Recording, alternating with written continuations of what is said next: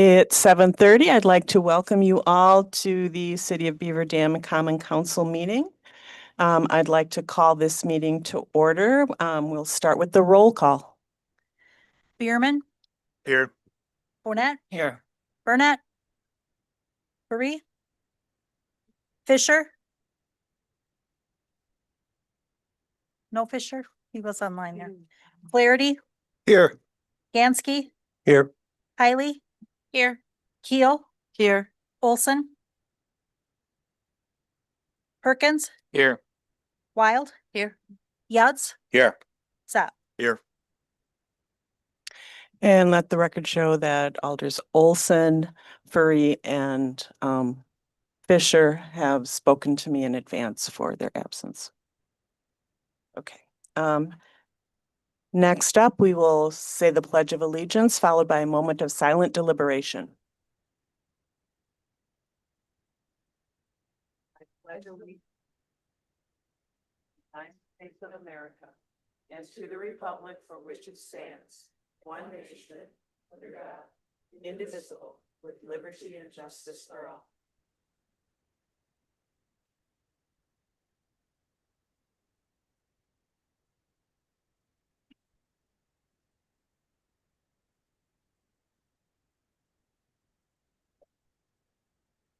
Okay, next item on the agenda is our informal public hearing.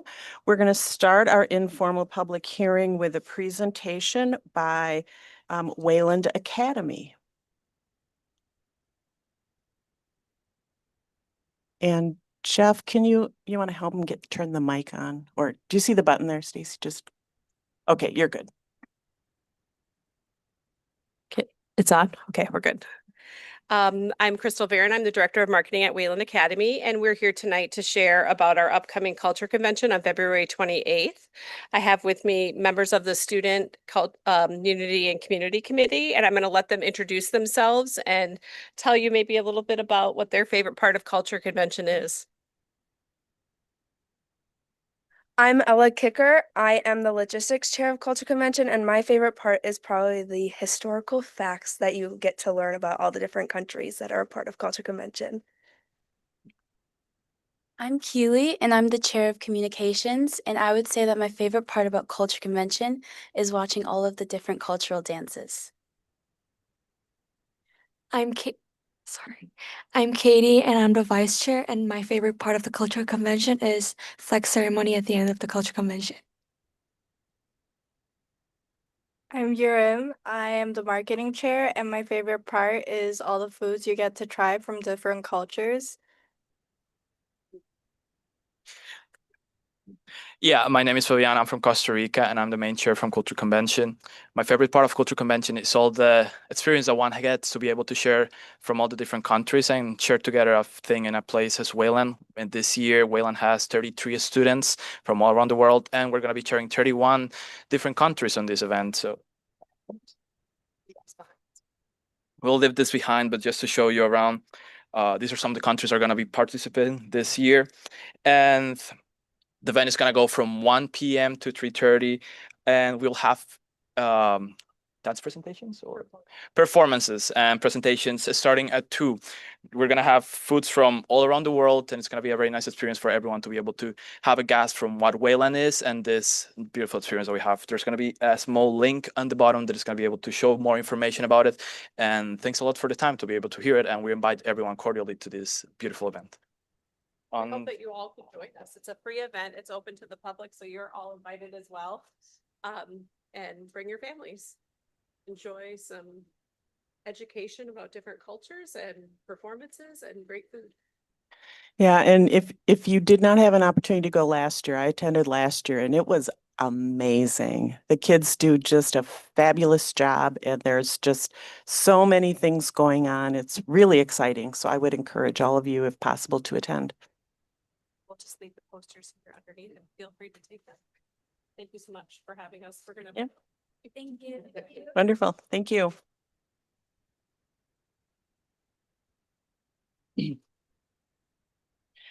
Okay, next up for our informal public hearing is Alders. You have a packet in front of you. The first name on my list is Chief Mike Wesley from the Beaver Dam Fire Department, who is going to share some information with us. Good evening. Tonight, when you came into chambers, you had a packet either placed in front of you or was sitting at your desk. This is the final study from Five Bugles. After speaking with Larry, we decided that it would be in the best interest for discussion and for the entire discussion of the facility project to give you this 2 weeks ahead of time. The plan is to come back 2 weeks from now, have the presentation and discussion with the associated materials. You have two separate reports in front of you. One is going to be the existing condition and concept study from Five Bugles. That is going to have all of the historical data on the station. It's going to have the programming for what we're looking for in the future. It also has recommendations in there. And so that's roughly 110 pages. Again, we wanted to give you time to read that. If you were interested, I can send you a digital copy with the appendix also. That's an additional 210 pages of information that was used to compile that report. So send me an email, give me a call, I can send you that. The other report that's in front of you is going to be a staffing report. And so depending on which direction you choose to go, we're going to have to talk about staffing, and that report should include all the information you'll need to get up to speed on the fire department, what type of staffing we have, historical staffing, all that good stuff. Again, if you have any questions on it in the next 2 weeks, let me know. Chances are, if you have a question, somebody else is going to have the same question. So again, give me a call, send me an email. I'll get that information together, and hopefully we can have a good discussion in a couple weeks. Thanks. Thank you, Chief. Okay, next up, as we continue our informal public hearing, I'm going to go through the rules that we've talked about before, but just for those of you who may be new, the general protocol when we have these informal public hearings. Anyone who wants to speak needs to sign the list. I don't know if there's anyone who has not had the opportunity, but I have about 13 names here. I don't know, Larry, there's one more person in the back there. Okay, when you come to the mic, please state your name and where you live. You can just say the city of Beaver Dam or the township or wherever that you live. All comments should be addressed to the council as a group, not to any individual. Each person will have 2 minutes to speak. At the end of 2 minutes, the city clerk will indicate to you that your time is up. So wrap up your sentence or your thought and finish up. The council members are not legally allowed to debate items that are not for action on this evening's agenda.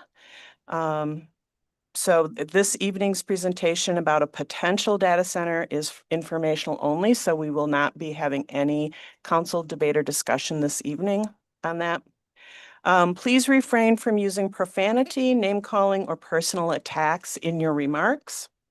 Please try to avoid repeating the remarks of previous speakers. And finally, is there anyone out of the people that have signed up? Is there anyone on the list who is not here to talk about the data center, but is here to talk about a different topic? Okay, so then I think, Jay, we'll have you go first. And then everybody else will be speaking on the same topic. Is the mic working? Okay, I brought my own stopwatch here.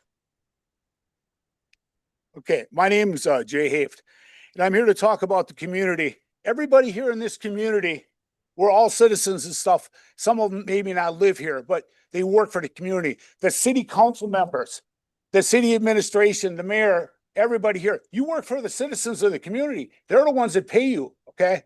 And the most important thing is you have to remember that. Okay, you work for them. I went and stopped and talked to Larry last week, and he had a hard time admitting that he worked for the citizens of the community. Okay, even as city attorney, you're paid by the citizens of the community. Okay, it's one of those things that if everybody worked together for a better community like the data center, maybe you should have had a referendum for that. That's all I'm going to say about that. Okay, now I talked to the police chief today. I met with him. Now the city Here's an example of where they didn't work for the city. They came in and they started threatening the people after the flood. And with removal of 17 small business owners, you could develop a shoe factory, which is an illegal development. Okay. They got paid for my building 4 times. They threatened me for 1,500 days. They blackmailed the people out of their property. Okay. All these things are wrong. Okay. And if you're a city council member or something and you're aware of this stuff, you should try to help the citizens of your community, not defend the criminals from the past that were involved with this. And I'd like Trent to explain to us his involvement in that, because I could see that he was involved. I had got 300 pages of emails from the DNR.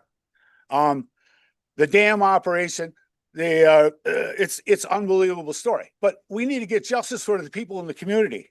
And I'm not going to stop until I get it, okay? There's a lot of people that could go to prison for this. And I got 3 seconds left, and I say thank you, folks. Nothing but the truth. Good timing. Okay, next up is Mark Nearing.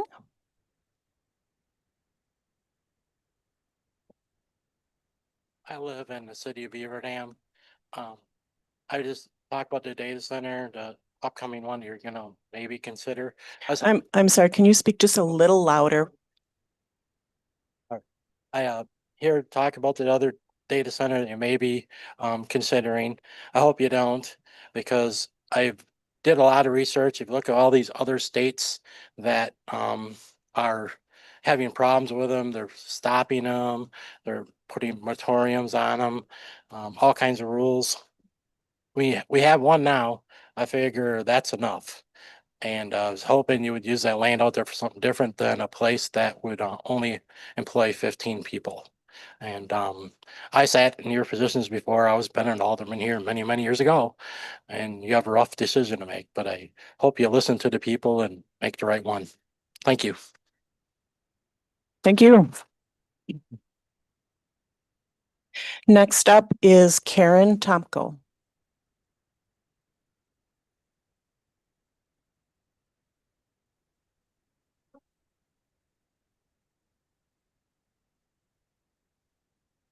I'm Karen Tomko.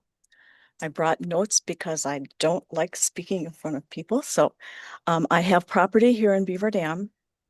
And I'm here tonight because I believe our city priorities need to change. The council is considering a data center that maybe many property owners have clearly opposed. At the same time, Beaver Dam is failing to address urgent, real needs within our community. We have homeless residents with limited or no meaningful support. We have 48 you know what I'm saying, students who needs stability, resources, and opportunities. And while we have a senior center, there is virtually nothing comparable for children, young people, and teenagers.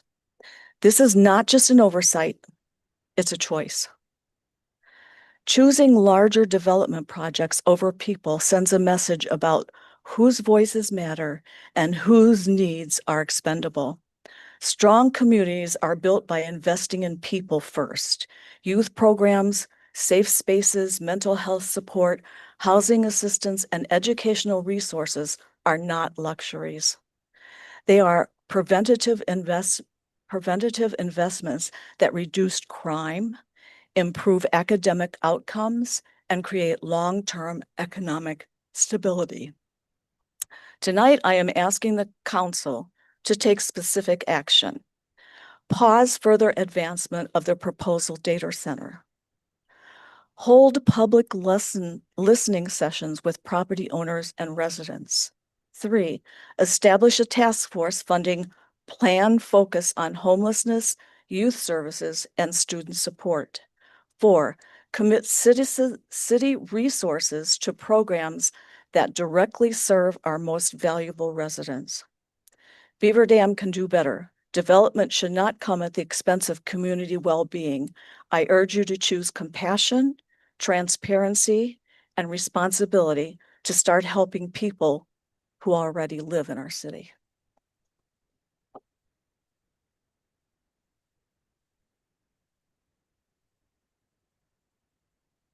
Thank you, Ms. Tomko. Next up is Catherine McFarland.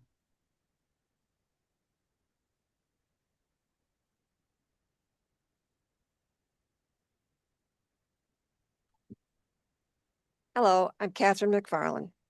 The sneaky downside to the living near a AI data center. I live on Woodland Drive. It's probably only about 2 miles south of the current data center. Unfortunately, the downside to living near an AI data center goes well beyond environmental and public health impacts. The promised economic benefits often fall short of expectations. Although some politicians may point to increased property tax revenue, in reality, most states offer such generous tax abatements to attract data center construction that local revenue generation remains on an already overburdened homeowner. The question of whether a data center's harm or help to your property value is nuanced, but available data clearly shows that they do not permanently improve local economies through job creation. As property values become harder to predict, insurance premiums rise and the neighborhood character indelibly changes. Many homeowners find themselves absorbing long-term financial and quality of life impacts from data centers designed to serve tech companies, not local communities. There are even cases where the arrival of a data center means homeowners are forced out altogether. To meet the enormous electricity demands of AI centers, power companies are investing new transmission lines capable of meeting energy demands now and in the future. Most of the cost is passed on to resident customers through rate increases rather than being absorbed by the data centers themselves, meaning local residents are essentially subsidizing high voltage buildouts. Worse yet, public utilities with eminent domain authority are engaging in contentious efforts to acquire permanent easements and even entire residential properties located along planned transmission routes. From eroding wildlife habitats to driving up costs for residents, the real cost of AI centers is often paid by the people who benefit from it the least. Thank you.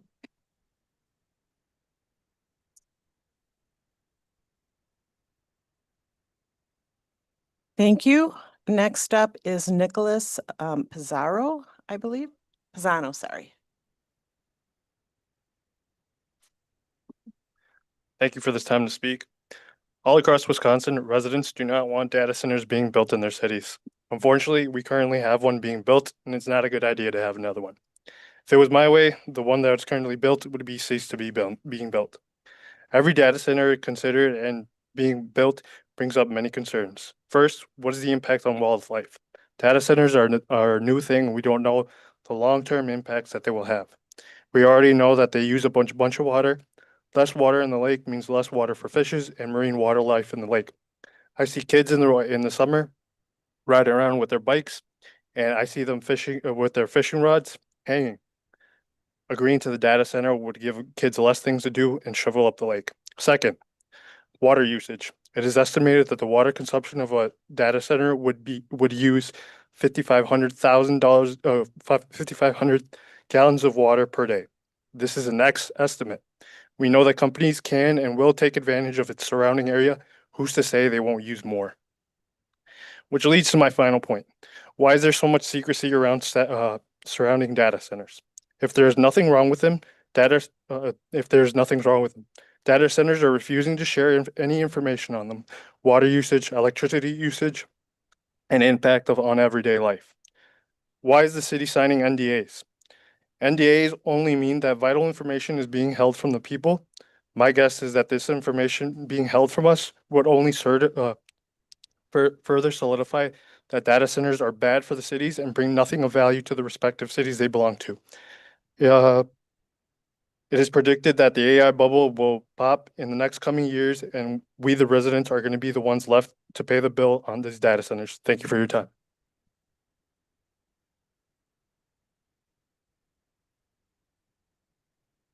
Thank you. Next up is Steve, a last name that begins with an R. Is it Richer? Oh, Steve. I didn't recognize. You shortened your last name here, Steve Rajewski. Yeah, Steve Rajewski. I live here in Beaver Dam. overspending has consequences. This is the same song in second verse. This first data center, Mr. Larry here admitted after the last city council meeting that you're going to have to raise our taxes because of the way that TID was written. And we can see that when you overspend, then you're greedy of having to find ways to cover that. And now this data center coming in as a hero, that this is going to be more money for us, is the same song, second verse, that was sung to you guys behind closed doors. We appreciate the fact that you're allowing us to come in here and speak about it this time. And I know you said we could sue you, you know, you have an attorney on hand, you know, you got insurance, whatever. But this is just a bad decision upon another bad decision. And then you got the firemen that need money for this. They want a new building. I understand some of the things that they want. And this data center is going to be our hero to come in and pay for that. I just don't understand. The overspending has gotten us to this point where now we're over a barrel. And some of the citizens, because you know I've knocked a lot of doors in this city, and I've met a lot of people, and I've heard a lot of stories, and I've heard a lot of people that live on fixed incomes in this city that are going to have to move because their property taxes continue to go up. People that have built their dream houses, that lived on a lake, and now they're being real estate taxed right out of their home because they're on fixed incomes. And I know that some of you know those people. It's ironic that today is the wetland, National Wetlands Day. And to see them raping this land in my neighborhood is repulsive. It's repugnant to me to see the thousands of dump trucks hauling dirt out of there day after day after day after day. To see what they've done to that land is to me is repugnant. Thank you for the time to speak. Okay.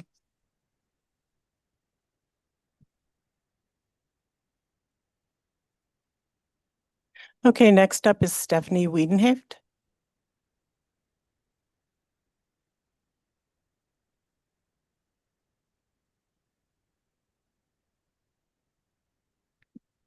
Yeah, I'm Stephanie Wiedenheft, fifth generation resident of Dodge County, seventh generation in the United States. So I was up at about 3:30 last night thinking about what am I going to say to you all? And all I could remember was the first time around when we all showed up and we were condescended to. Isn't it nice that you're all taking an interest in city business now? And that really stuck with me because this isn't our job. This is your job. We elected you to do this so that we could go and do our jobs, so that we could be home with our families, so that we could be citizens of this city. And I don't feel like you're thinking about the citizens of this city. I don't feel like you're doing your job because you are contracting it out to the Beaver Dam Area Development Corporation. I didn't vote for them. I voted for you. I voted for you. I did not vote for the Beaver Dam Area Development Corporation, and I'm not happy with their developments in Beaver Dam and outside of Beaver Dam. They are eyesores, they are money sinks, and they do nothing to promote a livable lifestyle in this community. They benefit only the Beaver Dam Area Development Corporation. So I today would like to propose that you end your contract with the Beaver Dam Area Development Corporation, who so brazenly brought in a data center that these people do not want. And now they have the audacity to say, oh, sure, let's bring a second one in. What are you doing? This is not what we need in our community. Like a previous speaker said, we need support for our citizens. We do not need data centers. Thank you.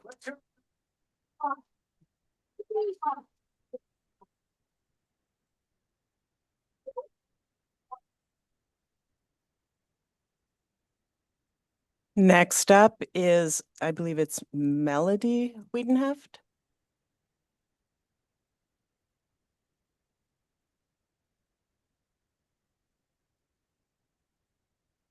Hello, I'm Melody Wiedenheft. I'm 10 years old. I'm a resident of Beaver Dam. I do not agree with this data center.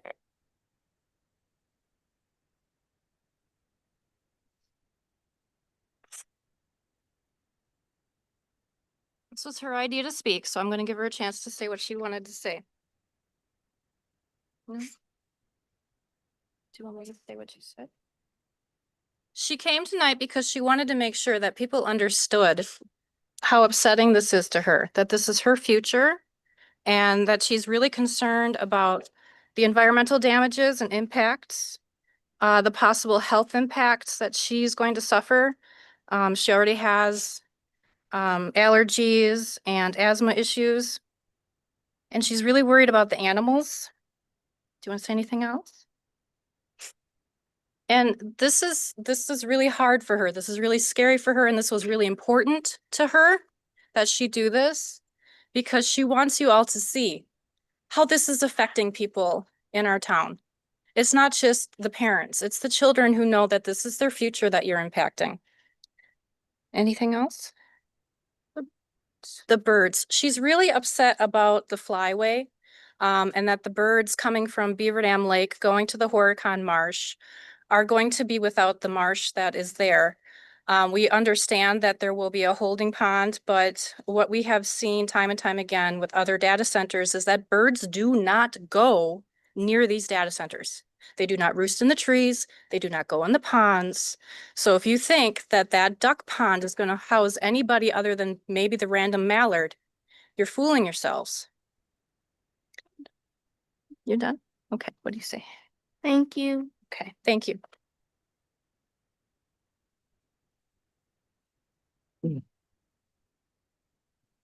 Next up is Mark Brzezinski.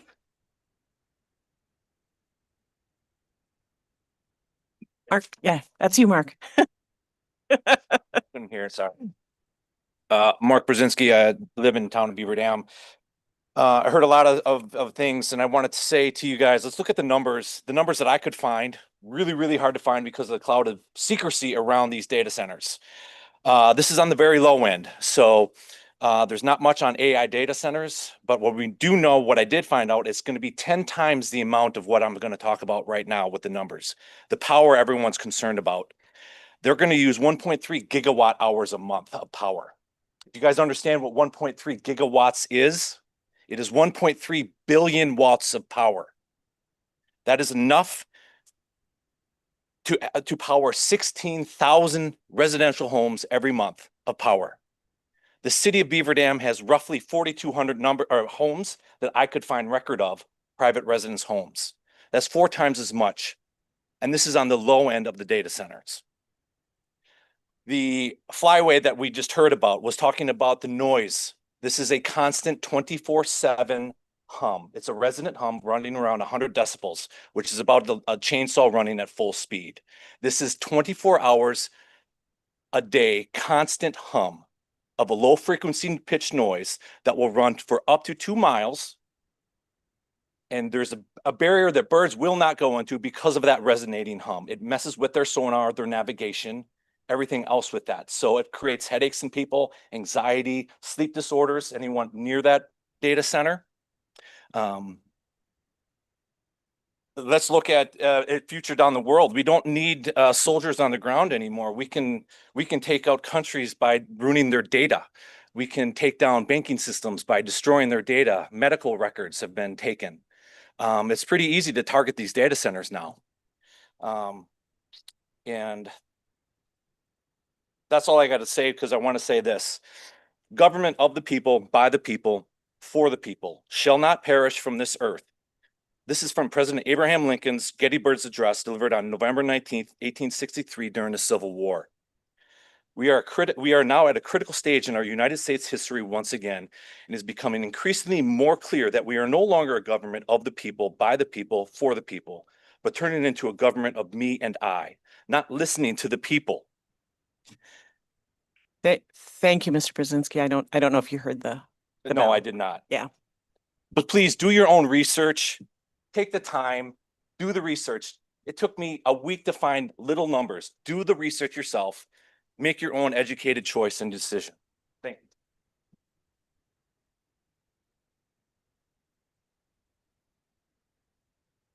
Next up is Amanda Bell.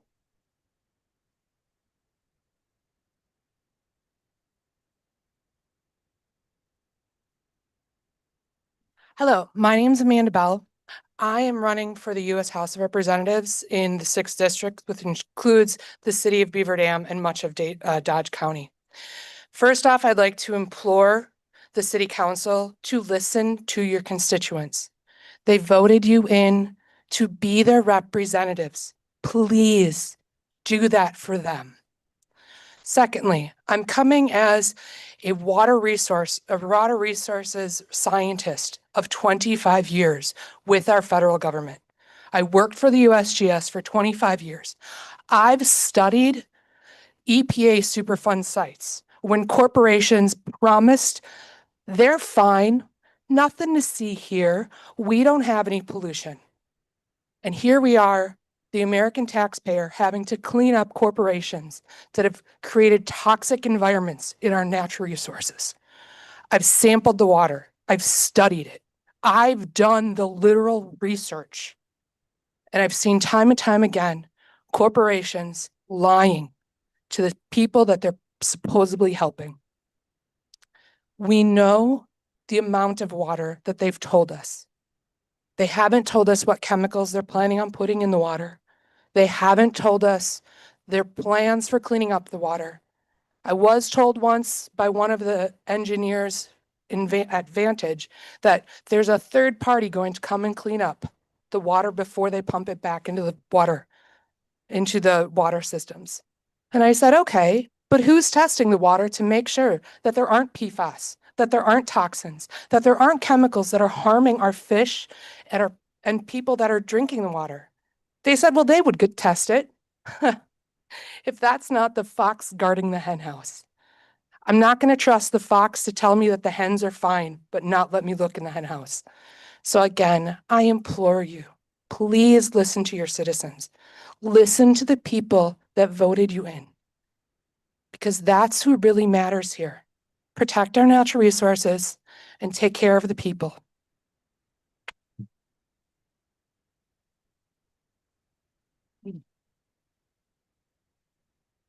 Next up is Jennifer Duke.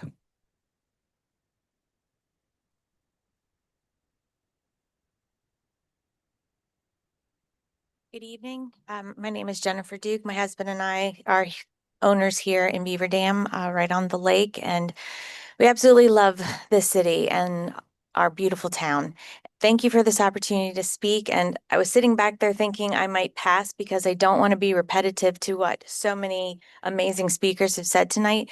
But at the same time, I don't want to say I never spoke up. And so we want to go on record with all these people saying that we are opposed to the second center. I appreciate the council person who did respond to my request to talk to that person and encourage me to speak. Our main concerns, as many others have brought up today, is the drain on our resources, our electrical, our gas, our water, for what kind of return? What return is going to the citizens of our city? We just saw a 3% increase from Alliant last week when we were told there wasn't going to be anything, and now a second one's coming in.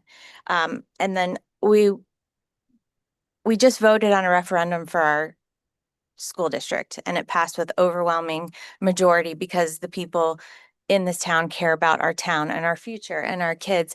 And I would ask that you would consider this being something that's put on our ballot as well, so that we have a say in this decision. Thank you.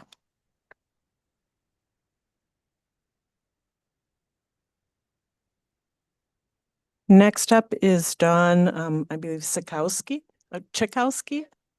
Sorry.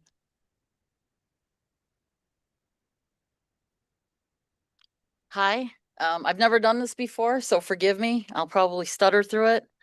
First, I'm a little taken aback about the noise thing because our son just bought his first house fairly close, just off of 33, just behind that. And I'm wondering, like, if he gets headaches all the time, if he's gonna have to sell his house, and then who's gonna want to buy it if they get headaches all the time. So that's upsetting.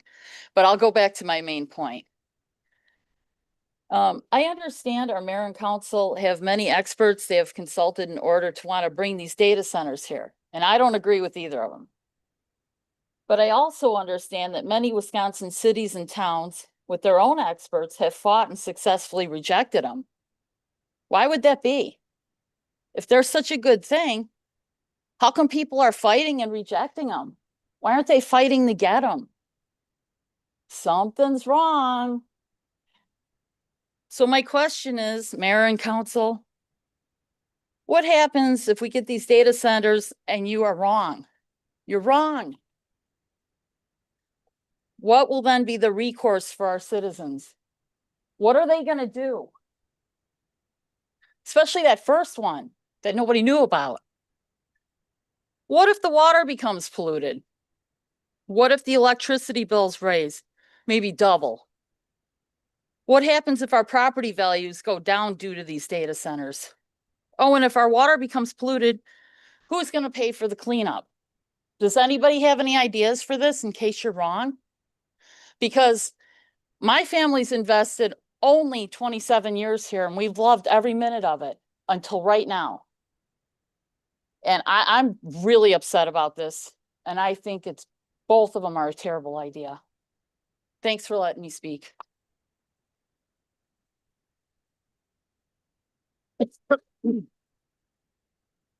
Next up is Diane Holland.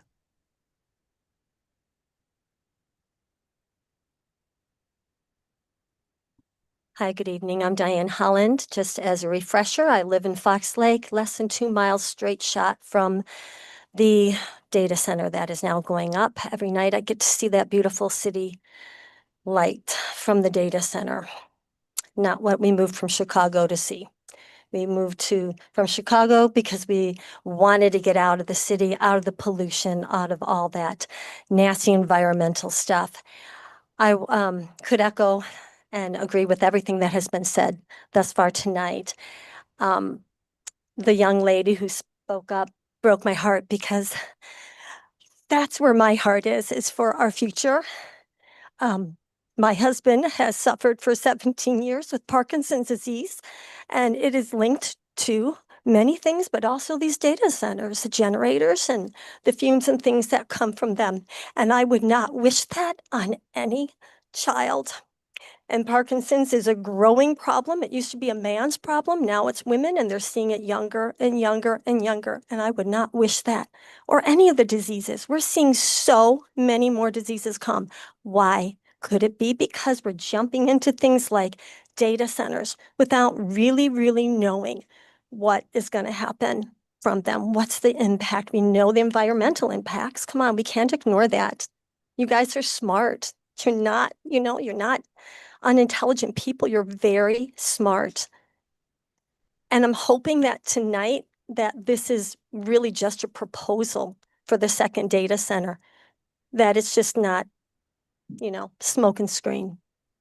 I hope you're really, really listening to us. The first one is a mistake. The second one, man, don't go through with that. Come on, you've heard us. The first one you weren't transparent about. I hope you are being on the up and up and being transparent now. And we can at least stop that. And then we've got to hold the current one that's coming up accountable. Like they said, what's going to happen if the water's polluted? Do you guys have backup plans? What are you going to do? And so on and so on. Thank you.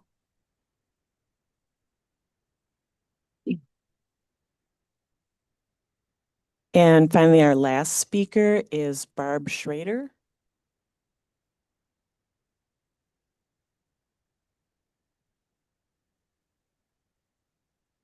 Hello, I'm Barb Schrader. I live on the corner of Hemlock and Hickory Road where and they've been building the data center there all this time. And like you said, there's just constant noise and pollution, the traffic. You know, we had a spill there. If you guys remember then the police department, well, that 4 years ago, there was a tanker on Hemlock Road that dumped over 8,000 gallons of benzene. And we're still not cleaned up. It's 4 years. We have no water. Our water is bright red. You have to drink bottled water. They can't fix it because it gets into the aquifers. So what's going to happen if something like huge as a data center have something like that happen? The whole city, the whole county, everybody could be tainted with this kind of not having water, having chemicals in their water, they're in the air. This noise, yes, we hear that constantly, all day long, all night long. The trucking going back and forth there. There's nothing good about this data center that's going in right now. You should go by there at night. It looks like you think that you're in some kind of a war zone. They have police out there with officers' uniforms on. The roads are blocked off. They do anything they want out there. They have even a third road now, just to get into their complex where there's guards and security lights all night long out there. I don't think any of you've gone out there and looked at all, but it's not a good thing. And it's horrible, I think, for our subdivision that's out there right now, our property taxes. We just know that they're going to go under if that keeps going up. It's bad enough for the one that's going in now to live there. And all the people who are displaced, who bought their houses out, they're sitting there 10 feet from that wire fence saying, no, we're not going to take you, but we're going to put this right 10 feet from you. All the health concerns. And there's no police presence either. You can't get a police officer to come out to Hemlock Road, which was annexed into the town of Beaver Dam. I called a couple weeks ago and nobody can come. We don't have enough police for the Beaver Dam. We can't send somebody out to you, to your area. The same thing when we had that spill, nobody knew what to do. The police department didn't know what to do. The fire department had no clue what to do with this whole toxic spill, who to call, who to do anything. It just was appalling. So I can't believe that that data center going in out there, if something were to happen out there, something was to blow up, fire was going to start, what are you going to do? That's all I wanted to let you know. Thank you very much.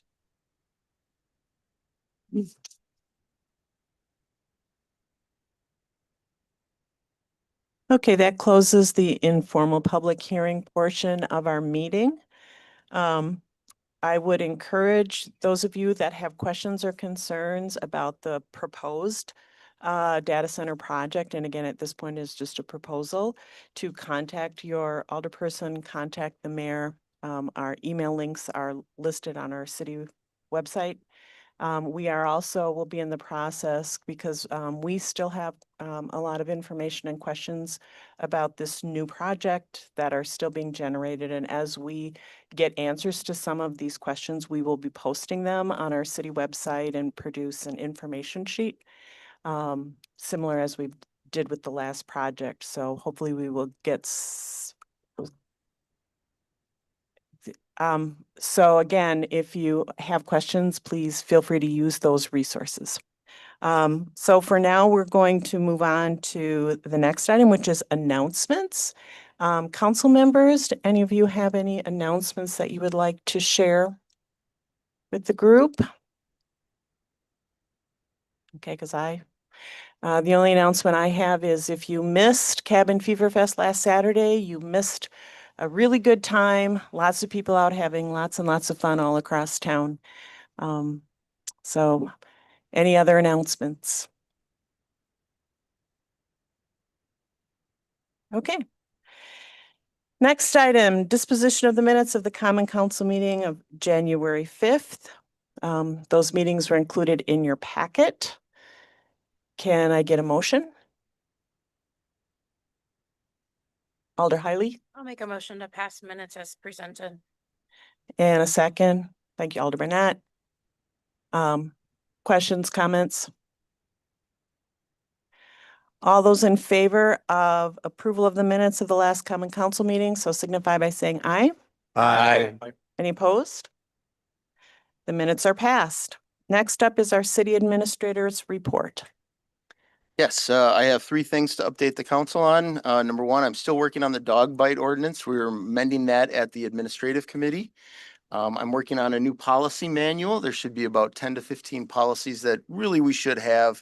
That's going to go to administrative committee next month. And then lastly, I did attend the Wisconsin Economic Development Conference in Middleton over the last few days and got some really good training, some good classes, lots of good ideas. So I look forward to getting those things done and ready for the council. Very good, thank you. Next up, our communications. Tracy, anything? There is nothing this evening. Very good. Next item is the approval of the bills between January 3rd and January 29th of 2026 in the amount of $7,575,026.85. Can I get a motion? Alder Burnett, I'll make a motion to approve the bills of $7,575,026.85. very good. Can I get a second? Alder Gansky, I'll second that motion. thank you. Any questions or discussion? Nice. Yeah, Alder Hiley. This budget or this bill cycle has the education department, the school district bill on it, correct? So this seems astronomical in numbers, but we as a city collect taxpayers' money for the school district and we are paying the school district this time. So just as an FYI. Thank you for bringing that up. Yeah, good informational point. Yeah, it is a higher total than we normally see, but for that reason. Very good. Anything else? Any other comments or questions? Okay, seeing none, all those in favor of passage of the bills, so signify by saying aye.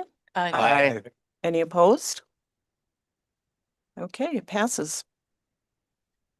Let's see, and we already had the Wayland Academy presentation. So next up, we have the Beaver Dam Area Development Corp. Executive Director Trent Campbell regarding the proposed Appoden Data Center. And I believe he has several guests with him as well.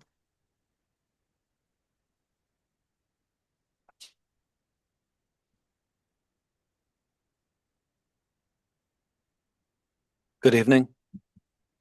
Thank you for your time tonight. We're, as you're aware, going to be discussing a development being proposed by Appoden. Appoden is a Minnesota-based entity with an extensive background in the development of edge data centers. Edge data centers are far smaller in size and scope than hyperscale centers, such as the one to the north of this proposed project. Pete Carbonneau with Appoden is joining us tonight. And after I run through an outline of potential project terms, and that's what they are at this point, potential, Pete will come up here and provide some company background information and discuss potential project plans. As you're aware, large-scale development projects each have their own unique needs and requirements as they relate to confidentiality. We're pleased in this case that Appoden is able to discuss its potential project plans in an open session setting. They have not required non-disclosure agreements, and their transparency has been greatly appreciated. Want to note at the onset here, no action is being requested of the City Council tonight. Simply going to outline potential project terms. And if you see promise in the proposed development, then a development agreement would be constructed, brought back to you for consideration at a future meeting date. This is an informational presentation to get you introduced and acclimated to a potential project. So prior to welcoming Pete to the podium, I'd like to provide you with the outline I've discussed of proposed Appoden City project terms. They include the following. Appoden would construct an approximate 90,000 square foot facility. It would be on currently city-owned property located at the corner of US Highway 51 and Kellum Road. Todd, you want to just bring up a very rough site sketch? I'm a lot better with visuals than descriptions on locations. So, this is the corner just beyond the two ponds along US 151. The site sits between the Meta Data Center project and Generac. If you can picture that, the city has 34 acres of land left in the 151 business park. And this would be fronting along 151, as you can see.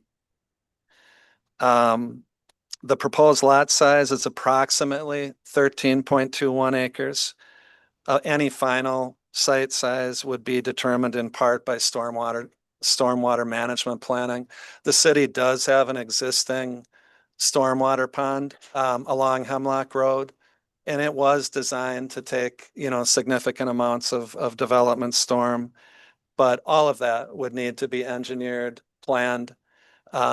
If for any reason more stormwater facility needs were determined to be appropriate, the developer has acknowledged that those would be done on site, and it would be their responsibility. That's why the site could get slightly bigger if more storm ends up being needed to accommodate any potential project. The facility would be constructed with precast panels. That would give a similar look that has been going up along Highway 151 through the northern corridor into Beaver Dam. Much like you're seeing on the Generac facility, what the Meta facility will look like. Want to keep a clean, attractive appearance through that gateway to the city. The proposed site would be purchased at a cost of $31,000 an acre as proposed currently. The asking price in the 151 Business Park is $30,000 an acre. So this would be an asking price purchase multiplied out by the approximate lot size. And again, it's only approximate. That would be just over $409,000 in terms of a land sale purchase. That extra $1,000 on top of the asking price would be a developer contribution to the required brokerage fee to CBRE out of Madison. Important element to this, no TIF incentives would be provided to the developer. There would be no payment to the developer of any TID revenues, fronted, pay-go, any. There would be no TIF incentive participation to the developer or for this project. The developer would provide a minimum taxable value guarantee, as we like to have on our development projects, equal to $450 per square foot of construction, of facility construction, and $31,000 per acre of land. So running out the numbers on the site size and the proposed building size, you would get to a minimum taxable value guarantee of a little over $40,900,000. Again, with no incentive outlay, all of that increment would come back to the district to use on contemplated projects. And obviously the hope is always to retire the district as quickly as possible and have all funds redistributed back to all of the taxing jurisdictions, city, county, school, VOTEC. The developer acknowledges the need to secure that guarantee, as we have done on virtually all the projects we have worked on, certainly of significant size and scope. That guarantee will be by a method that ends up being acceptable to Larry, the city attorney. They usually take the form of an irrevocable bank letter of credit, a cash deposit, a corporate guarantee, depending on entity strength. That would be determined. Nobody wanted to get ahead of the process and dig too far into those details until the temperature was known and we saw if the city wanted to continue to proceed with project talks. If this were to go forward, the city would be requested to both amend its existing TID 7 boundary to include the proposed site, and it would be zoned light manufacturing like the balance of the 151 Business Park. That farmstead was purchased when it became available after the original formation of the park, and it wasn't included. Nobody could crystal ball exactly what development would look like in that area at the time. So the TID boundary would be amended and a subsequent rezoning so that it's appropriate in terms of use. Upon full operation, let's move into power. Obviously on data centers, power is a critical issue. Upon full operation, full build out, everything running peak loads, the facility is anticipated to require a maximum of less than 20 megawatts of power. To provide a sense of scale, in the neighborhood of 400 megawatts would be imported to serve the entire campus of the hyperscale project to the north. So you can kind of get a feeling fractionally in terms of volume and energy consumption that this project would bring. Again, as we stated, these edge centers are smaller in physical size, smaller in energy consumption, certainly than the hyperscale counterparts. Alliant Energy has already supplied a will serve letter, critical in any of these planning components, as was done with the Meta project. Alliant verified the supply of power. They supplied the underwriting of any infrastructure needed would be done by the company. They verified that it would not only not diminish energy reliability, it would enhance it. We're actually kind of a weak spot on the grid currently in Beaver Dam. And the import of all this infrastructure to serve projects like this are actually going to increase reliability, redundancy, and overall infrastructure quality in the Beaver Dam area. A will serve letter saying that, again, they can handle this project has already been provided. And Alliant's been kind enough to come. Kimberly, why don't you come up here for a moment, and better to hear directly from the utility than a third party. Thank you. Good evening, everyone. My name is Kimberly Miller. I'm the Key Account Manager for Alliant Energy that's representing this project. As we do for all our customers within the communities we serve, like Beaver Dam, as a regulated utility, Alliant Energy is required to make electric and natural gas services available in accordance with our rates and tariffs, as approved and filed with the Wisconsin Public Service Commission. To this end, we have provided the customer with a development intent in Beaver Dam. With that, we call a will serve letter, which Trent has mentioned. This letter outlines the details needed to proceed with service. Once the potential customer applies, Alliant Energy will complete an engineering review and provide estimated in-service dates and costs to our customer. We also request any required payments and easements and then schedule appropriate construction once all requirements are met. Alliant Energy has decades of experience ensuring an adequate energy supply. We again, we require to serve all customers. We are also required to have enough power plus reserve margin to be able to serve all customers no matter what. Thank you for the time to speak this evening. If you have any questions or you're concerned about the rates, we have all of this information with our data centers on our Alliant Energy website. You're more than welcome to email any questions that you have.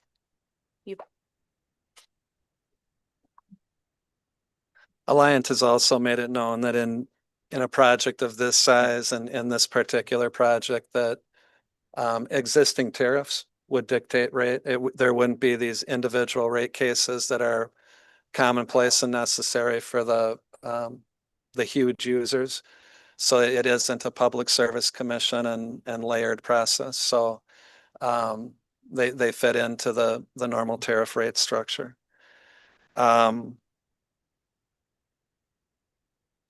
Let's move into water. Another hot button topic on data centers. So we're not going to get ahead of any engineering studies. The city's water utility led by Jeremy will work with Pete and Oppiden's engineering teams if the project discussions would continue to move forward. What we do have, this is a prototype facility, and Pete, I think this is like the 21st of these that you've done. So this is a prototype facility. There are valuable comparables actually in warmer climates climates, which would use more water than Wisconsin, by logic.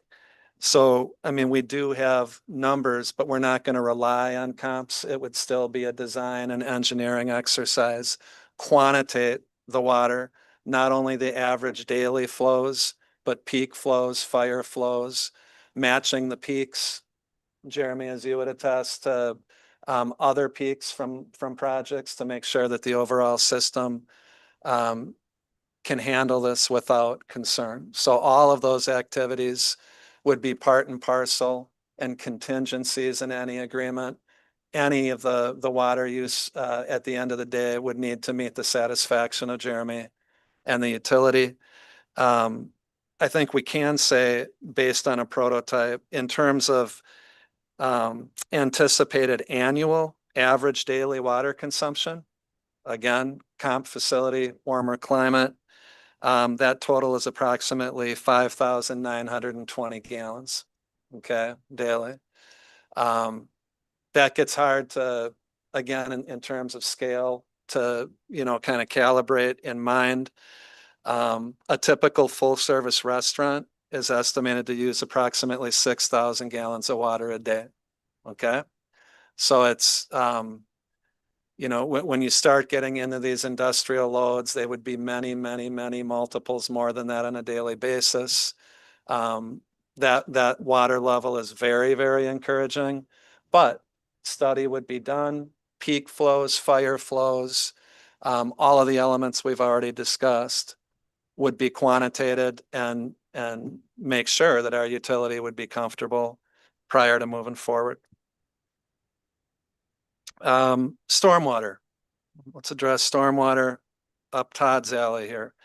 The director of engineering, being Todd, would work together with the developer to determine if the existing 151 stormwater facilities that I talked about earlier would be adequate for the proposed project's needs.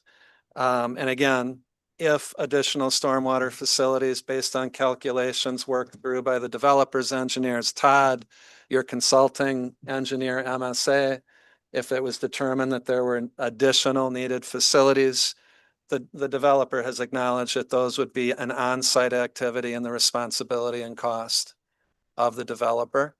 All of these things are going to have to meet the satisfaction of Todd and the city for the project to potentially move forward.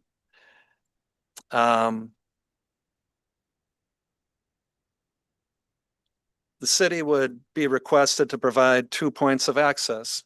Obviously, for ingress, egress, our fire department would certainly want that, and just for clean operation. Those access points would be anticipated to be provided from Kellum and Hemlock Road. Kellum Road was already extended beyond Generac and kind of truncates at the old farmstead up there.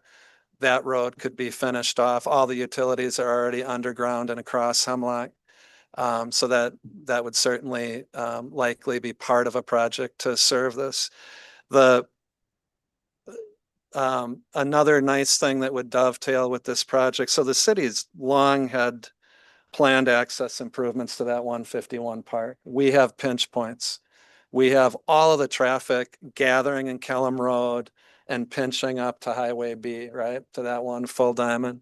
And as we're growing, and we certainly hope Generac's campus continues to increase in size, the traffic's not going to get less.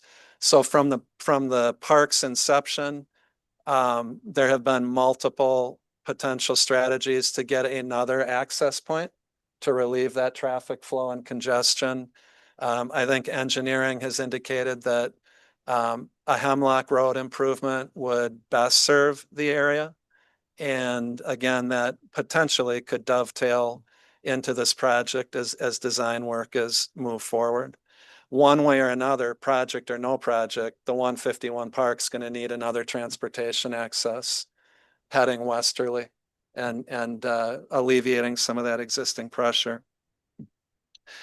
Another feature of this would be the developer paying for project-related city attorney fees. This is always kind kind of a nebulous area, project by project determined. The developer has been good enough to agree that they would cover city costs in that area up to a negotiated cap, and that would be memorialized in a separate agreement so that that cost burden wouldn't fall on the city or its TIF district. Site demolition activities, if you can kind of picture that site up there, there are existing structures. The responsibility and related cost of any demolition activity would be borne by the developer. And in terms of timeline, again, we're in a informational stage here. If, again, this is deemed as a project you have interest in, the next step would be the construction of a development agreement, probably, you know, under the lead of the city attorney and the developer's team. The actual project, if a development agreement were to be executed, the developer would be allowed a 120-day due diligence period to determine if the proposed project is truly feasible. There could be 2 conditional 30-day due diligence extensions that would be available to the developer as well. Pretty standard, actually, probably a little shorter due diligence period than maybe a standard 180. And then lastly, we try to avoid brokerage fees on these deals, and sometimes that is unavoidable. And CBRE, out of their Madison office, has been an integral part of the communication, the introduction, the requests for the city to at least consider such a project. CBRE would be do a brokerage fee of $3,500 per acre. If the deal were to come to fruition, that's a little over $46,000 in total brokerage fee. And again, the company's 31 instead of 30 was a contribution toward that brokerage fee. So, you know, pretty standard business process in terms of brokerage. So with that being said, I'm going to be available for any questions you guys might have from a community perspective tonight or at any point in the future. And at this point, I think I'd like to invite Pete up. He can discuss Oppidan, who they are, what they do, what they would envision the processes of this particular facility being. And I'm sure he also would be happy to address any questions after he shares that information with you. Thank you.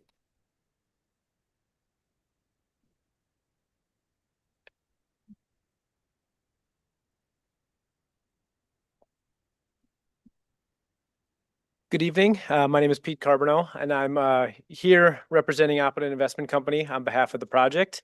Oppidan Investment Company is a family-owned real estate development company based just west of Minneapolis in a city called Excelsior. I think it's important to say that for this potential project, if it were to move forward, you know, Oppidan would be the owner and the landlord of the facility. You know, this project is different than the hyperscale project. So the Edge facility, as Trent explained, this one's a 90,000 square foot building. I like to think of them as kind of a signal booster, where these come with storage and compute that help keep latency very low so that when you send things across the internet, it doesn't get bogged down. At full build out, this facility will have 15 full-time jobs, but with that comes, you know, a job multiplier. So there's the ancillary jobs like HVAC technicians, diesel generator technicians, and other jobs just like that. We look forward to working with the city on this, being transparent. You know, we're happy to answer any questions. I'm happy to stick around afterwards and meet with people or answer questions right now. So thank you for your time. Appreciate the opportunity.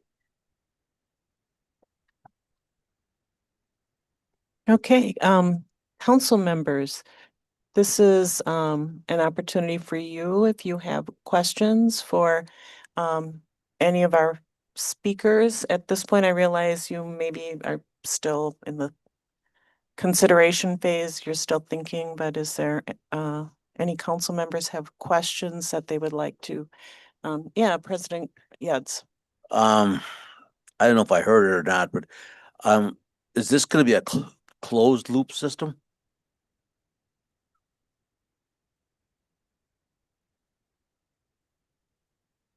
So this would be an evaporative cooled system. And the way our facilities work is the water comes in and it goes through dahus, they're called, and brings the cold air into the racks. That then the hot air gets blown out the top. But the water that gets used gets recycled 5 to 6 times before the minerals get too dense, and then it gets discharged out of the building. But not a closed loop system in the sense I think you're asking. But we will have very accurate water numbers. We just are early in this process, just presenting the idea of the project, and we will share those as soon as we have them. Okay, yeah, when, Mr. Berkey, I believe you said you had a question. I just wanted to ask, when you have a facility like this, you've done multiple before, how long does it take to construct, and are there construction jobs that are in the community for a certain period? There are, so it's about give or take a 16 to 18 month build time, kind of depending on when you can get in the ground. Being from Minnesota, we know that if you are a little late in the season, it could take a little longer. And then there's a couple months of commissioning all the electrical equipment in the building. The number of jobs I should have on the top of my head, construction jobs that is, but it is significant. And I'll be willing to share those and get that information for the website as well. Good. Alder Zomp? Sorry. So you said evaporative cooling system is this a type of system that uses large fans? And if you use large fans, what is the decibel? So the decibel level, we again, we haven't done an ambient study for this area yet, which we will do but typically around 45 to 50 decibels. I know I heard a lot louder here, but would be happy to share our sound studies and all of our engineering behind that when we have it for this project. Yeah.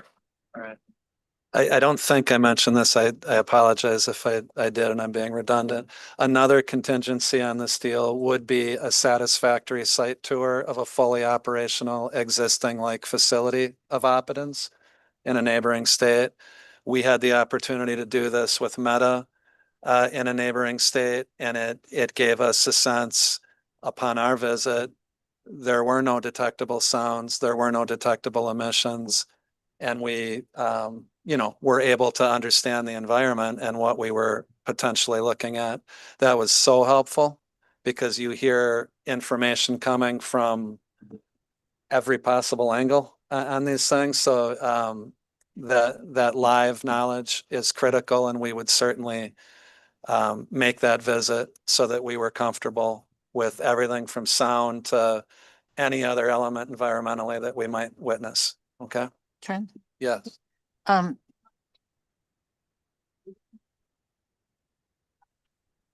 No. No, it's not operational. I mean, obviously there's a lot of construction activity, but no, I mean, that's a great point on any number of levels. If somebody is seeing an increase in a bill, the data center is not operational. Okay. I mean, they're underwriting the infrastructure import.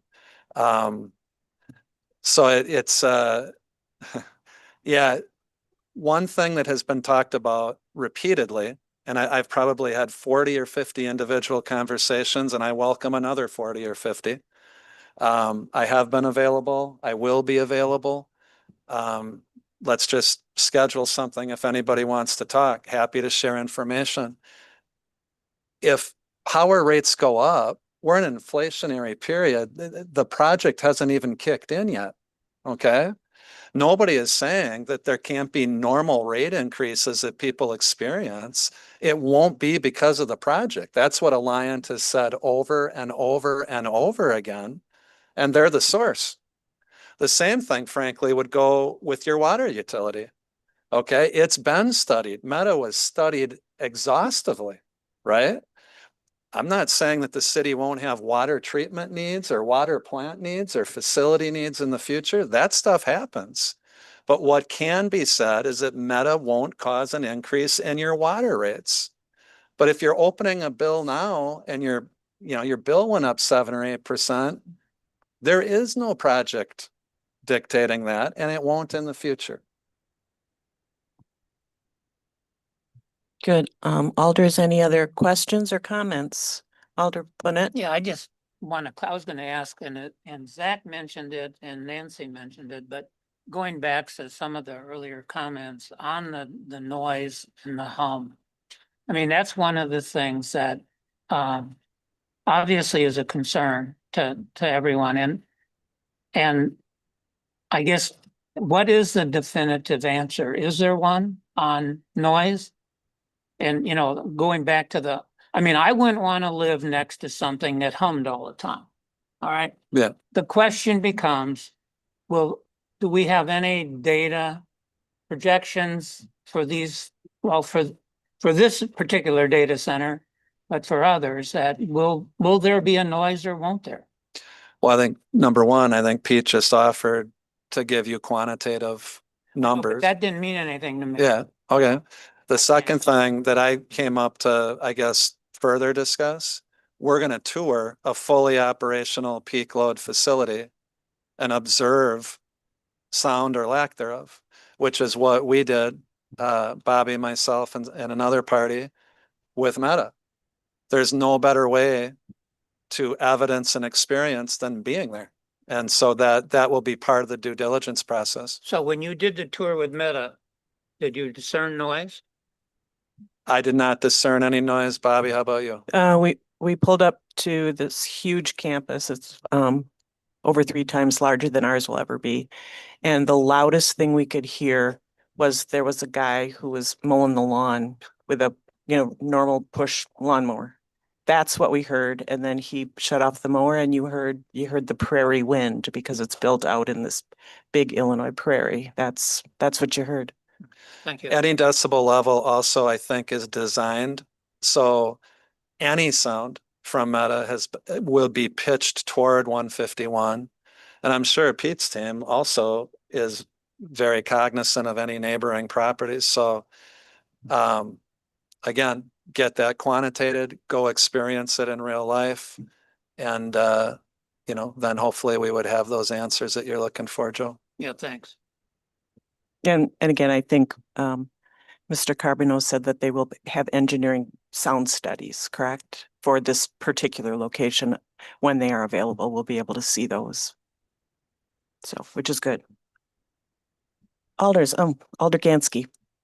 I was just wondering about what kind of emissions we would see from this facility.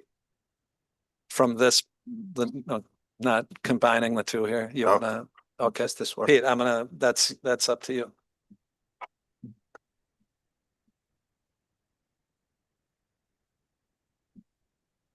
Can you repeat your question? Yeah, I was wondering what kind of emissions this would generate. Emissions, I do know that we'd have to go through the EPA to get air permits for backup generators and making sure it meets the quality that they require. So I don't have any statistics on the emissions yet for this, but we are still early in the engineering on this. We're still hopeful that this project moves forward, and then we'll move into due diligence and really study those things for this area. As far as the generators go, how frequently would those be turned on? Only in emergency scenarios and tested for a couple hours a month. Okay. And not all at the same time, I should add. Good. Any other questions or possibly comments, Alders, at this point? Alder Flaherty. Question regarding said need of additional resources are the responsibility of Oppidan and would be handled on site. Did I hear that correctly? Was that a comment made by Trent? I believe so. And additional resources being if Power or water, or I believe that's what I understood. That's why I'm seeking clarity. Quick repeat on that one, Alderperson Flaherty. You said something to the effect of additional resources required in the way of electricity. I believe I understood. There was a lot of information at once. That's why I'm seeking clarity. Sure. Additional resources are the responsibility of the Was it Apaden or Oh. was it the developer? Yeah, same. They're Oh, one and the same. Okay, And and I on site, and I was referring to stormwater at that point. stormwater. So there's existing stormwater facilities in the park. The calcs will be run. It will see if those will handle the water or not. If not, it would be the responsibility of Apaden to incorporate more stormwater storage on their site, and it would be at their cost. Okay. And that could make the site slightly bigger if they need room to do that. Ah, thank you. Now I understand better. You bet, you bet. Very good. Any other questions or comments? Okay, then again, both alders and audience members, if any additional questions arise, or if you have any comments that you want to make, please feel free to contact your alders or myself or the Beaver Dam Area Development Corp with your questions. Okay. Unfortunately, no, we've at this point we can't take public comment, but that's why I'm saying as this presentation has gone, if members of the public as well as council members, if questions have popped into your head, if you're wondering about things that you've heard, please contact the Beaver Dam Area Development Corp, contact me, email your council members, because the intent is to take the questions that have come up this evening. As we move forward with this project, we will do the engineering studies. We will get the specific figures for our location. And then we will share those with the public and with our council members so that we can make a decision going forward. So, okay. Next item up on the agenda, we're going to move into ordinances. Ordinance number 1-2026. Amending section 66-40 of the City of Beaver Dam Municipal Code. This is a second reading. And I think what we will do, because for both ordinance number 1 and 2 on tonight's agenda, these two ordinances are related and it's the second reading for both. So I think I'm going to ask Jeremy, if you want to come up and by the way, if you want to continue to discuss previous issues, can I ask you to take your conversations out into the hall? Because we need to continue moving forward with our agenda. So, but Jeremy, if you want to come give just I know that you spoke about this at our last meeting, but maybe just a real quick thumbnail sketch of the two, and then we'll get into motions. Sure. So both of these ordinances are being updated as we move forward. A lot of the requirements in the previous ordinance was related to street projects, street reconstruction projects. Excuse me, if I could get everyone's attention. While I appreciate the need for continued conversation about our previous topic, if you would like to discuss it, please take your conversations out into the hallway. We have new business that we need to be able to hear. Thank you. Sorry, Jeremy, go ahead. It's okay. So in order to comply with the EPA mandate to replace all lead service lines, we are going to have to begin creating projects that are just targeted toward lead service line replacements. Won't be necessarily just following the street projects. So most of the ordinance language in here was updated to reflect that. There was one correction. Section 54-8 is referenced, and the correction should be 54-9 in both ordinances related to the assessment process. Okay, and before we get into the two different specific ordinances, any questions for Jeremy? I know we heard about this the last time, but maybe between then and now, new questions have arisen, either from your constituents or from yourselves. So Alders, any further clarification that you need from Jeremy?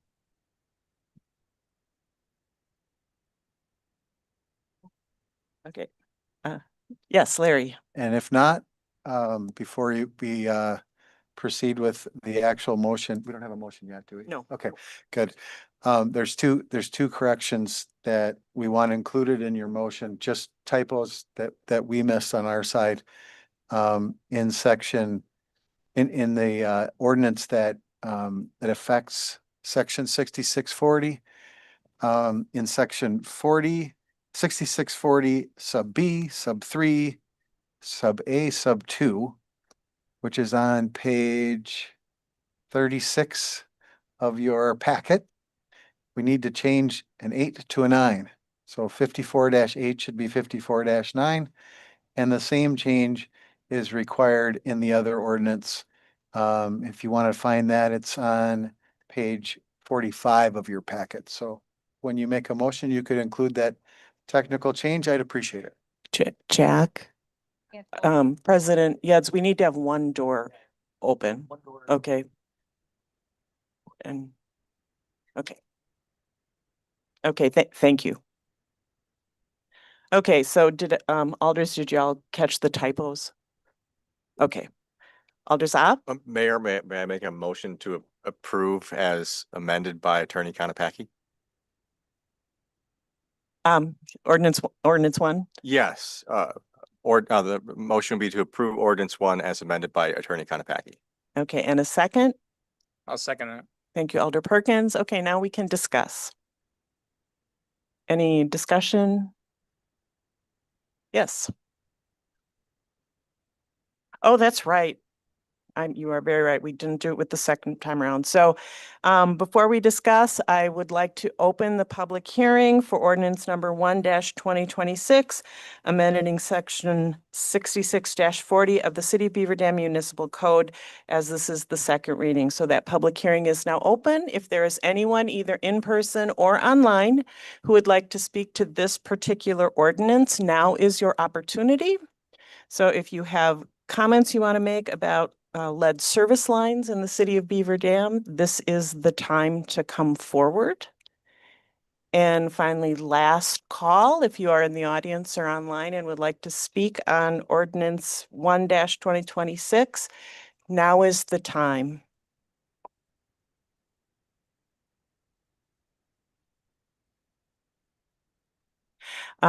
Hearing none, I call the public hearing closed, and now, Alders, we can discuss.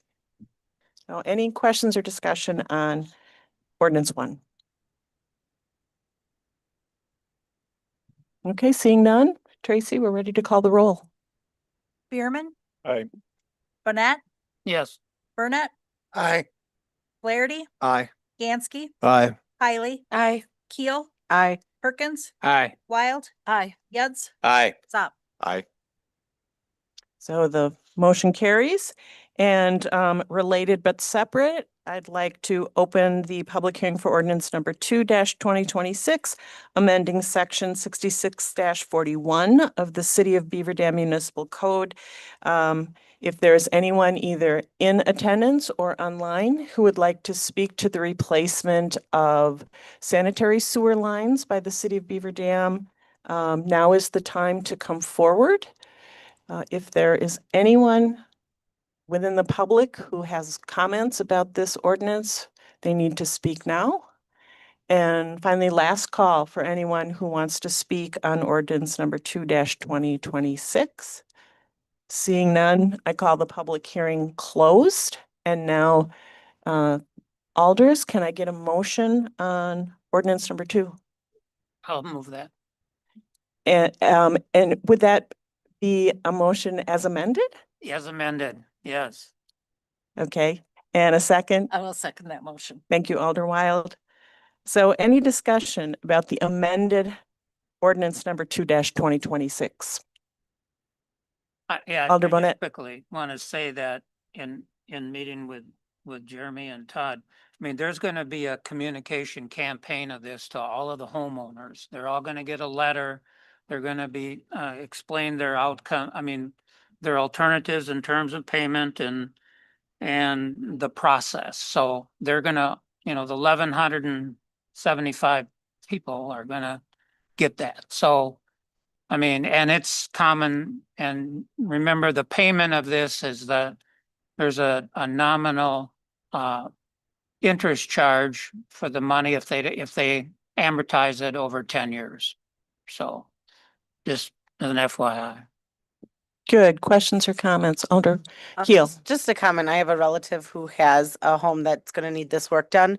And we met with Jeremy and Joe and they were both fantastic in explaining the process. She was very concerned and is no longer concerned at all and is moving forward and happy to do so. And it was explained very well. So any questions, those guys did amazing. So. Great. And just as a reminder, this entire process is because of a federal mandate. So this is not something we really have a choice about, but we're just trying to move forward as best we can. So good. Any other questions or comments? Okay, then I think, Tracy, we're ready to call the roll. Burnett, Aye. Burnett, Aye. Flaherty, Aye. Gansky, Aye. Hiley. Aye. Keel, Aye. Perkins, Aye. Wild, Aye. Yutz, Aye. Zap, Aye. Bierman. Aye. And the motion carries. Very good. Next on to resolutions. First up is resolution number 2. Tracy. Resolution number 2-2026, a resolution authorizing a professional services agreement for administration of the 2025 Safe Drinking Water and Clean Water Fund loans. Very good. And I believe, let's see, Todd, were you going to take this one? Sure. So the city applied for and was allocated low interest loan funds through the Safe Drinking Water and Clean Water Fund programs through the DNR. We applied for the projects that were completed last year. So this is a retroactive program. So it's for 2025 Front and Beaver Streets and 2025 Madison Street reconstruction. So basically what happens is the city fronts the money for those projects and then we pull these low interest loans to pay ourselves back. Quite common. We do this almost every year. What you're looking at tonight is an agreement with MSA to help administer those loans. There's a lot of paperwork that's involved with it, and getting through all the requirements. So we usually tap MSA to help us out. So we do recommend authorizing the contract for $29,000 and there's funds available in the water utility and wastewater utility capital funds. Okay. Should also say it went through operations tonight, unanimous approval. Okay, so why don't we get a motion and then we can discuss. Alder Keel? I'll make a motion that we go ahead with, oh gosh, I lost the number for it. Resolution number 2. Thank you, resolution number 2 as written. Thank you. And Alder Gansky? I'll second that motion. Very good. Thank you. Questions for Todd or discussion, comments, opinions?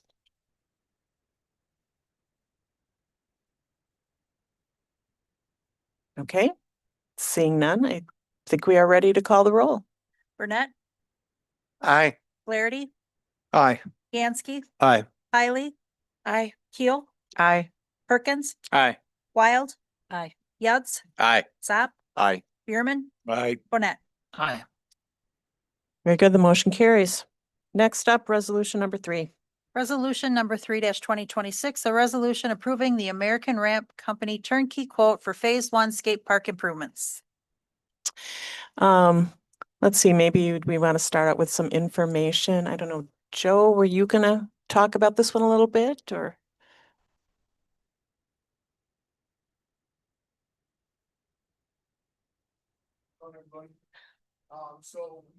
Oh, I'm sorry. Can you turn on your mic? Thank you. That's for the folks online. Okay. We've been working with a group for the Beaver Dam Ride Project. They have been fundraising to update and kind of work on improving the skate park that we already have implemented.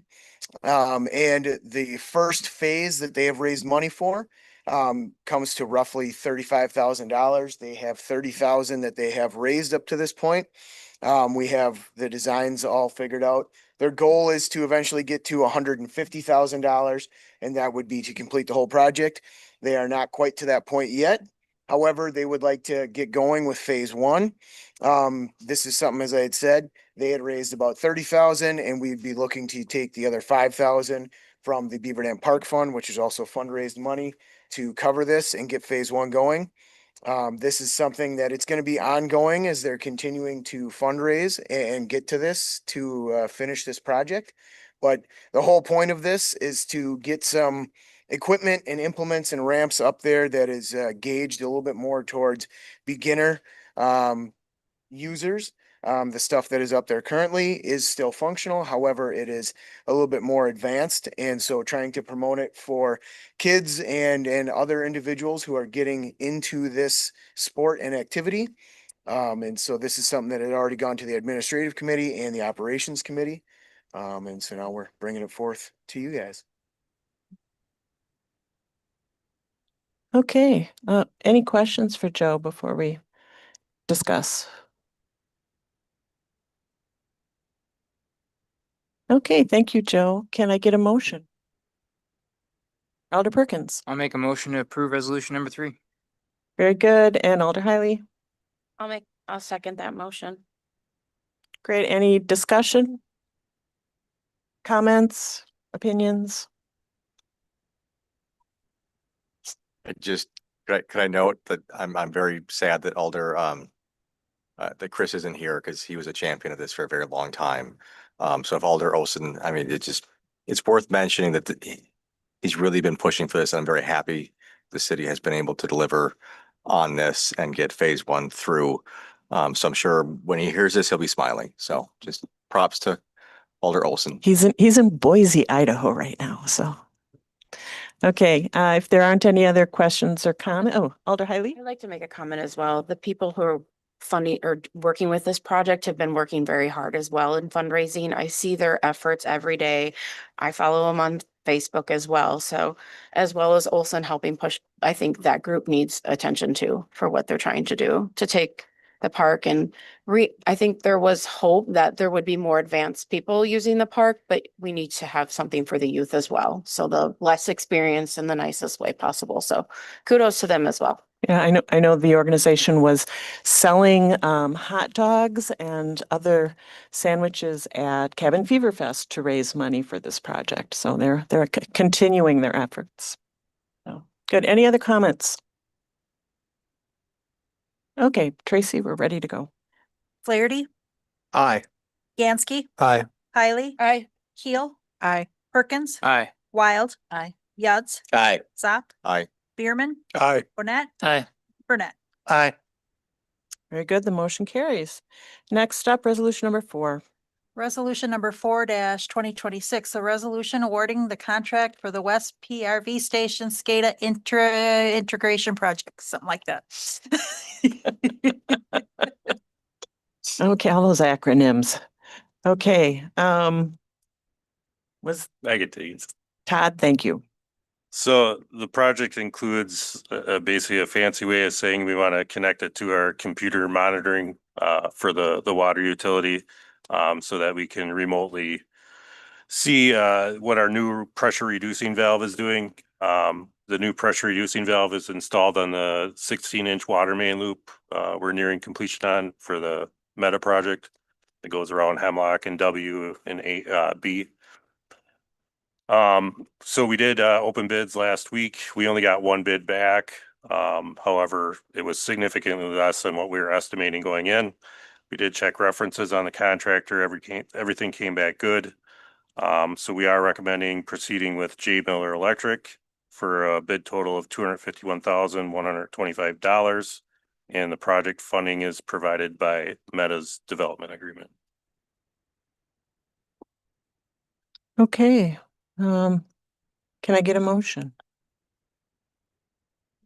I'll make that motion. Thank you, Alder Burnett. And a second, Alder Gansky. I'll second that motion. Thank you.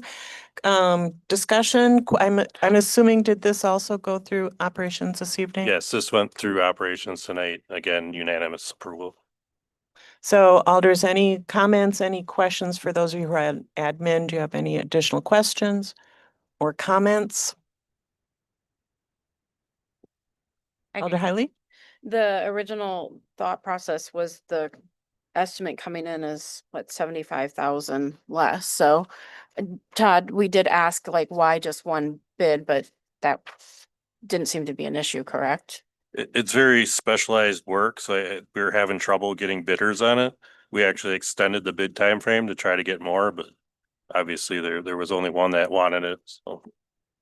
Like I said, we did check references back with MSA to see if they worked with them, and everything looks good, so no problems proceeding. Good. Other questions or comments? Alder Flaherty. Todd, when we asked your input at committee, you said that this makes it easier for staff to monitor what's going on out there at the site, correct? Good. That was the impression I had. I think that's a good thing. Thank you. Right, Yeah. it allows us to remotely monitor what's going on with the valve and make sure everything's working correctly. Very good. Any other questions or comments? And I believe we are ready to vote. Yansky, Aye. Kylie, Aye. Keel, Aye. Perkins, Aye. Wild, Aye. Yuds, Aye. Zap, Aye. Bierman, Aye. Bonnet, Aye. Burnett, Aye. Flaherty. Aye. That brings us to our final resolution for the evening, resolution number 5. Resolution number 5-2026, a resolution approving the 2026 contract for stray animal services between the city of Beaver Dam and the Dodge County Humane Society. Okay, a little typo. It is the Humane, not the Human Society. And I believe this is a renewal of an existing contract. Tracy, do you want to maybe talk about that a little bit? It is the annual renewal. We see this at this time every year. Chief Kreitzinger chimed in today too. It's just confirming there were no changes. It's the same amount. That's what we have. And I could note that Larry and I had a meeting with the executive director of the Humane Society, just as for informational purposes. We saw this bill coming forward, this contract, and we both were kind of curious as to, okay, what are we getting for $60,000? And we had a really productive meeting. I think the organization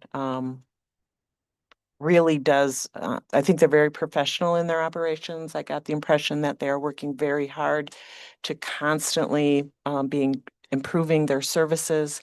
And I thought we had a very productive meeting. Would you agree? I agree. It was very productive. It was certainly educational. At first I was concerned about the dollar amount and what we were getting, but I was at much more comfort after the call. I did ship them 3 or 4 ideas for grants, and they quickly wrote back that they'd already done 3 or 4 of those. So only one of them was new to them, and so hopefully it helped in some way. But it seems to be a very good agency that they're out there applying for a lot of grant funding too. So good. Alder Burnett. You two are expert. I have a couple of questions. One of them's going to be, what are we getting for $60,000 on a per pet basis? Oh, I did not think to bring my notes with me. They did give us a number, but I don't recall. That was a trick question. Yeah, no, because we asked. I was before our Zoom call, I was joking we could get them each a hotel room for that price, but quite frankly, it's more than a per pet basis that we're getting assistance from them. They're available 24 hours a day for any of our police officers that have concerns or issues arise. A dog bite situation, they'll hold the dog for us. There's stray animals all of the time, and they're willing to come and pick them up and take delivery of animals. Based on the Zoom call, I would tell you that I don't know that their service could be measured in a per dog or per cat basis. There's a lot of additional ancillary benefits to keeping that nonprofit going and alive. And, I think that there's some real opportunity for working together to see that price go down over time. It is kind of expensive for Humane Society, but we're working together, and I think we have a good path forward. Hopefully by next year at this time, we'll have other revenue streams for them as well. And given what it would imagine if there was no Humane Society as a community, we still would have the needs of not only the animals that are referred to our police department, but to strays and dog bites, all those other things. We would have to find a way locally to address those, and I doubt that we could do it in-house for $60,000. Well, one more question, somewhat related to that, but now when I just read, and I'm sorry for my ignorance, but it's not Beaver Dam Humane Society, it's Dodge County. So if they're getting $60,000 from Beaver Dam, how much are they getting from everyone else? And again, I did not bring I did not, we are their largest contract, but their budget was much larger. I don't recall 200, in the hundreds of thousands of dollars. What I can do is I can put my notes, I can put my notes together and email them to you so that you have all the information that we had. I just thought, and then last question, I'll be quick. $60,000. How much was it last year? 60,000. They didn't increase? Nope. And I did talk to them. If we want, we could host a city council meeting at their Humane Society. I'm serious. It'd give you an opportunity to walk around and see the facility, see what they're doing there. They did explain that they have a meeting room that we could host there if we ever decide we want to take the show on the road. Thank you. It's on the corner of 33 and is it 26? On the way to Juneau? Yeah, President Yads. If I remember correctly, when I got on the council about 7 years ago, they were still charging us 60,000, so they haven't really raised their prices since then. Oh. So we're getting as they say, the senior citizen discount, Joe. Alder Burnett. Yeah, it's really nice that they're outside of town because I don't know if you remember about 15, 20 years ago, they were like 2 blocks behind my house and there was 30 dogs barking throughout the night. So it's really, really great that they're where they're at. Well, and if you were a dog owner, and I'll just put in a plug just because as a dog owner, they an additional benefit of having that facility where it's located is they have 3 beautiful, absolutely beautiful dog parks, 2 for larger dogs and 1 for smaller dogs that anyone from the public is welcome to come and take advantage of. And I think when I have used those facilities, there are other dogs there, and I think it helps relieve some of the pressure on our local dog parks. And there's I think are a little nicer than ours, but anyway, that's a personal opinion. Good. Any other questions or comments? Yeah, Alder Flaherty. Did I read this correctly? This is for assistance with stray animals in the city as well? Correct. Speaking as Second Ward Alder, the Second Ward has quite a number of feral cats. And my neighbors had previously phoned asking for help, and the Humane Society told them they were overextended. They were offered the loan of a live trap. That's it. I can speak from personal experience. I'm in Yes. in your district, and we do have a lot of feral cats. We are bordered by a cornfield and a swamp and the community gardens. And so there's lots of open area where the cats hang out.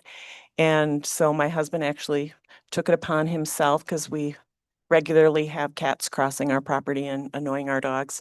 So my husband took it upon himself to set a live trap, and he did catch a feral cat. And we had been told, because he had researched this before, and he'd called and asked what to do, and the police said call the police department, the non-emergency line, which he did. However, it was on I think it was on a weekend, either Saturday or Sunday, and the Humane Society, the police had contact the Humane Society, and it was maybe 9:30 at night, and my husband did, and they said, can you keep it until tomorrow? We'll come and get it tomorrow. My husband said yes. And then she said, come to think of it, she said, I would rather come this evening. So at like 10:30 at night, this woman drove from wherever she was in Dodge County and picked up the cat and took it to the Humane Society. So I just know, and my husband was very relieved that we were not having to house this cat in our garage overnight. And so there's one less feral cat in our district, although there are others. Yes, yes.